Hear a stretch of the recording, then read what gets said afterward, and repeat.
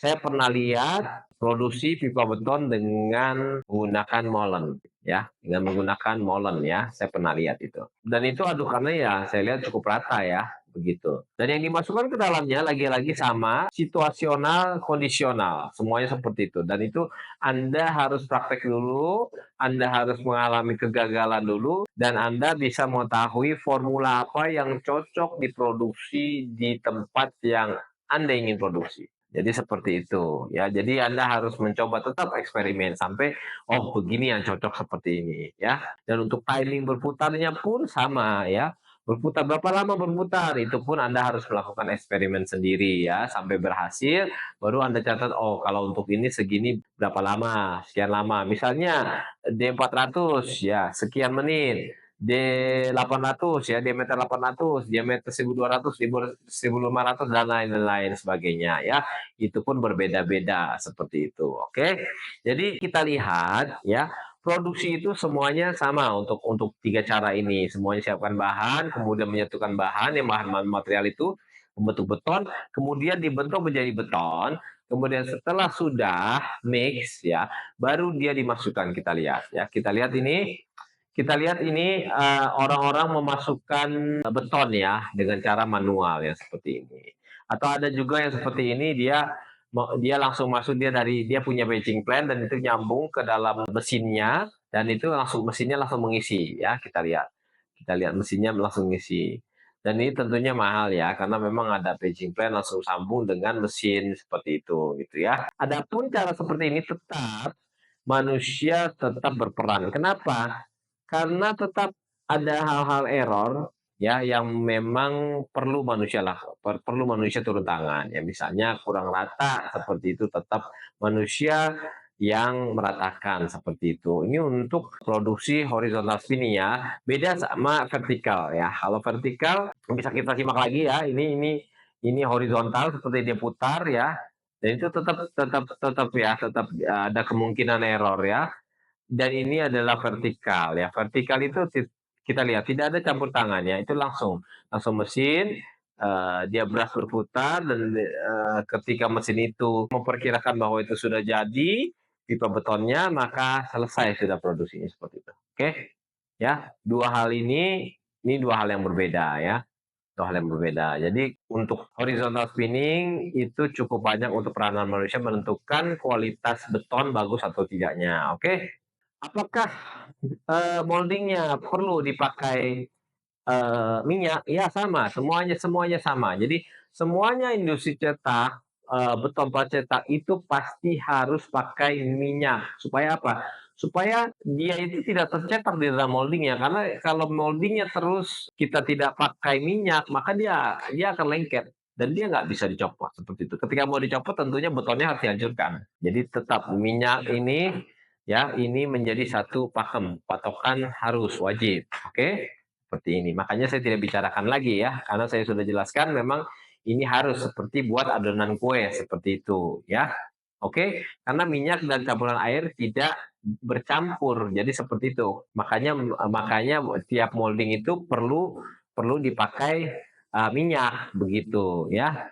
Karena kalau nggak pakai minyak dia akan tercetak ikut kecetak dan tentunya nggak bakal bisa dicopot gitu ya. Kalau mau dicopot ya dihancurkan, betonnya dihancurkan, ya tentunya beton plat cetaknya tidak akan jadi, produknya yang hancur gitu dan moldingnya juga kemungkinan rusak karena kita harus bersihkan lagi dan banyak hal. Oke, ini perhatian nih, hati-hati sekali ya, jangan sampai lupa. Biasanya kalau kita baru saja mencoba ya mungkin bisa jadi lupa, ya itu bisa saja terjadi ya seperti itu. Oke. Kemudian untuk RCP sama dengan vertikal ya, sama dengan vertikal spinning ya, RCP sama ya. Dia ada mesinnya ya, mesin besi sama kita lihat mesinnya seperti ini tadi ya, mesin besi pembuat pembuat besinya sama sama persis ya, tidak ada rubahnya.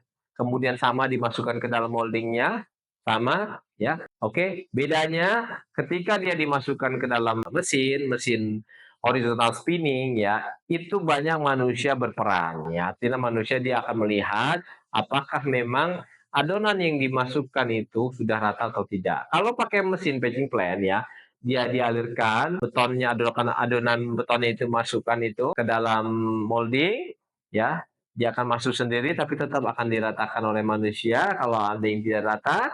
Dan kalau dia itu tidak pakai patching plan, artinya dari bawah diambil dari dari apa, molen tadi, atau diambil, apa namanya, dimasukkan dari hot mix ya, beli dari luar gitu, seperti itu. Tetap saja manusia berperan dalam hal ini, oke? Saya pikir clear ya masalah produksi ini, saya jelaskan simpel mungkin, karena untuk detail ya, karena saya berbicara seperti ini untuk orang-orang yang awam ya, yang mau tahu seperti apa sih pembuatannya begitu. Sedangkan kalau untuk orang-orang praktisi yang memang misalnya praktisi pembuat beton pracetak dan dia ingin memproduksi pipa beton, itu yang jelas itu perlu eksperimen ya, banyak eksperimen ya. Dia bisa menanyakan kepada pabrik-pabrik yang menjual mesin untuk mengoperasikannya seperti apa ya, itu akan detail sekali, seperti itu. Ya, saya kasih gambarannya seperti itu.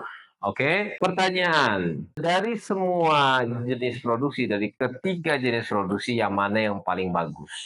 Ada klaim dari satu brand yang besar di Indonesia bahwa produksi dengan horizontal spinning itu dia lebih padat dan menghasilkan kualitas beton yang lebih bagus. Ada klaim seperti itu. Tapi saya nggak berani katakan iya, dia itu benar. Saya nggak berani katakan. Kenapa? Karena saya belum pernah cek, saya pribadi belum pernah cek. Mungkin mereka sudah pernah lakukan cek atau lakukan tes ya. Jadi saya pribadi belum pernah cek, belum pernah kita lakukan pengetesan produksi vertikal dengan horizontal ya, diameter yang sama dengan usia yang sama, kemudian kita tes kuat hancur, artinya ditekan hancur. Ya, kita lihat tesnya seperti ini ya, kuat hancur. Ya. Jadi ada pipa kemudian ditekan seperti ini ya, sampai crack, sampai destroy, artinya sampai retak dan sampai hancur. Di berapa gitu ya, titik-titik proof load-nya berapa, nanti kelihatan di situ gitu ya. Apakah sama atau tidak, kita belum tahu ya. Terus kita juga belum pernah menimbang berat pipa yang diproduksi melalui horizontal spinning dan vertical spinning. Kita belum pernah lakukan itu. Jadi kita belum bisa klaim bahwa brand besar ini benar apa yang dia katakan, tapi kita juga nggak bisa katakan dia salah, ya. Seperti itu, ya. Oke. Yang jelas pipa yang bagus adalah pipa yang sudah matang, itu nomor satu. Ya, untuk masalah material sudah pasti itu diperhatikan, ya. Artinya dengan material yang bagus, ya akan menghasilkan pipa yang bagus, betul. Nah, tapi lagi-lagi untuk horizontal spinning, ya khususnya manusia ini diperlukan kecekatan yang untuk memperhatikan produksi ya, kegiatan produksi khususnya pada saat spinning, dia sangat amat harus memperhatikan kondisi pipa pada saat spinning. Oke? Karena itu menentukan kualitas. Ya, jadi saya katakan yang mana yang lebih bagus? Produksi satu, dua, tiga. Yang jelas nomor satu tidak ya. Kenapa? Karena itu pasti kalah itu sama yang kedua dan yang ketiga ya, karena untuk pipa tumbuk itu jelas kalah dengan kualitas pipa yang diproduksi dengan cara horizontal spinning ataupun vertical spinning seperti itu ya. Jadi saya katakan apabila kita mau mencoba memproduksi atau kita ada keperluan sedikit saja misalnya untuk beban-beban yang memang tidak berat atau memang tidak ada beban sama sekali ya boleh anda produksi sendiri silakan, ya tapi memang moldingnya agak lumayan ini ya. Kalau memang ada yang bisa pinjam molding ya silakan, ya. Atau memang Anda bisa cari di workshop-workshop ya.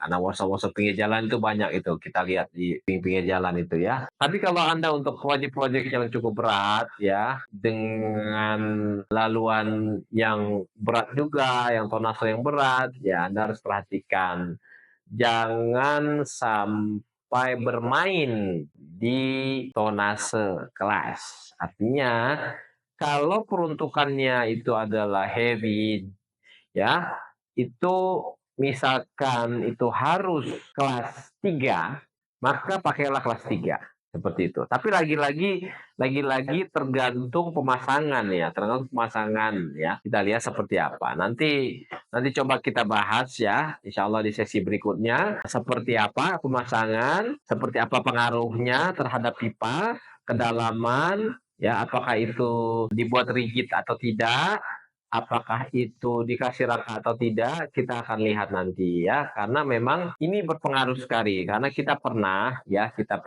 pipa kita dilakukan tes dan itu tesnya ternyata kelas 2 itu masuk ke kelas 3. Pernah, ada perusahaan yang melakukan tes dan ternyata lolos di kelas 3 seperti itu ya.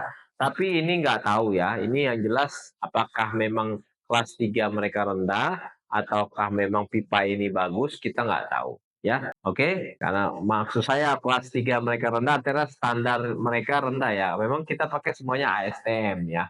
Tapi kan ASTM itu ada crack, ada destroy ya, dan kita juga nggak tahu mereka pakai standar apa, seperti itu. Oke, yang jelas semuanya harus dicek ya. Sebelum penggunaan pipa itu harus dicek jelas. Saya akan jelaskan di pertemuan-pertemuan berikutnya lagi nanti ya, insya Allah ya, untuk mungkin untuk pemilihan bahannya, bahan-bahan material, atau untuk produksi mungkin produksi yang detail nanti kita lihat gitu ya kan.